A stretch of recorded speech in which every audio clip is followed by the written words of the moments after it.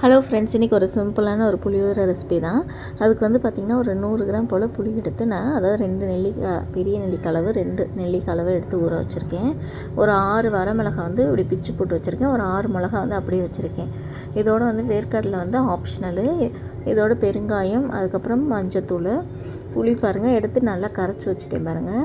இந்த மாதிரி கரைச்சி வச்சுட்டேன். ரொம்ப தண்ணியாகவும் இருக்கக்கூடாது, ரொம்ப கெட்டியாகவும் இருக்கக்கூடாது. வெல்லம் ஒரு துண்டு அளவுக்கு இது வந்து பேலன்ஸ் பண்ணும். இதோட செக்கு எண்ணெய், இதோட கடலைப்பருப்பு, உளுந்தம்பருப்பு, வெந்தயம் எல்லாமே அரை ஸ்பூன் எடுத்துக்கோங்க. அங்கே வச்சுருக்க அளவு தான். மல்லி மட்டும் வந்து 3 டீஸ்பூன், அவ்வளோதாங்க. இதை வந்து முதல்ல வறுத்துருவோம். எல்லாமே கொஞ்சமாக 1 ஸ்பூன் எண்ணெய் ஊற்றி வறுத்துக்கிட்டிங்கன்னா ரொம்பவே டேஸ்ட்டாக இருக்கும். இப்படி சிம்லேயே வச்சு தனித்தனியாக வறுத்து எடுத்துக்கணும்.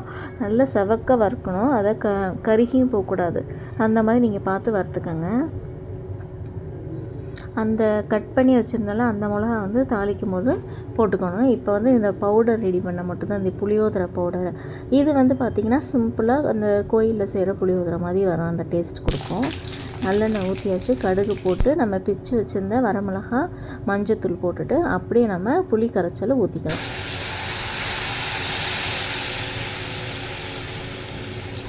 இந்த சவுண்டே பாருங்கள், நமக்கு ரொம்ப தாளிக்கும் போது வீடு ஃபுல்லாக மணக்கும். இதோட நம்ம கல்லுப்பு தான் மஸ்ட்டு சேர்க்கணும். சேர்த்துக்கங்க. ஒரு அரை டீஸ்பூன் அளவுக்கு சேர்த்துக்கங்க. இப்போ இது எல்லாத்தையுமே ஆற வச்சிட்டோம். நம்ம நல்லா அரைச்சிடலாம். கடலைப்பருப்பு, வெந்தயம், உளுத்தம்பருப்பு, வரமிளகாய், மல்லி 3 ஸ்பூன், மற்றது எல்லாமே அரை ஸ்பூன். இதை மூடி மூடி வச்சு அப்பப்போ கிண்டி கிண்டி விட்டு கொதிக்க விடணும். இது வந்து நல்ல ஒரு கெட்டியான பதத்துக்கு வரும். மூடி பார்த்திங்கன்னா தண்ணி உள்ளே வடியாமல் இருக்கிற மூடி மாதிரி போட்டுக்கோங்க.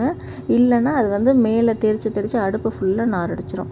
இதை வந்து நம்ம ஒரு 1-2 இப்போ மிக்சியில் சேர்த்து அரைச்சாச்சு. அதிலேருந்து ஒரு 2 ஸ்பூன் தான் போட்டால் போதும்.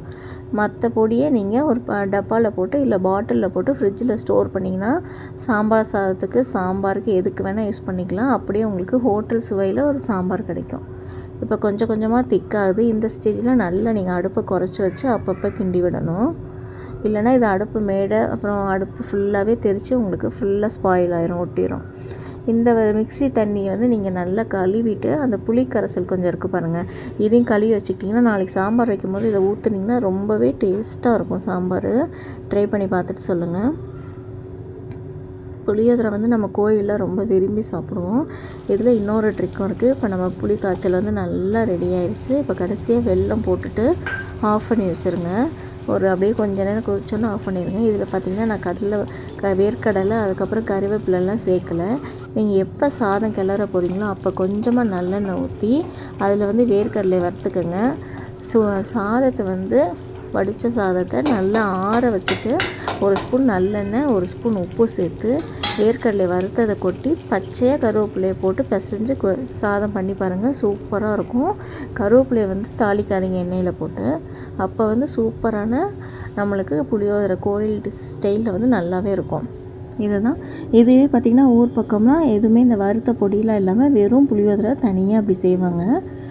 அதுவுமே ஒரு விதத்தில் நல்லாயிருக்கும். இப்படி ஸ்டோர் பண்ணும்போது கண்ணாடி பாட்டிலோ இல்லை ஸ்டீல் பாத்திரத்தில் போட்டுட்டு நல்லா ஆற வச்சதுக்கப்புறம் 1 ஸ்பூன் மேலே நல்லெண்ணெய் ஊற்றிங்கன்னா 1 மாதம் வரைக்கும் சூப்பராக இருக்கும். பிடிச்சா ட்ரை பண்ணி பாருங்கள்.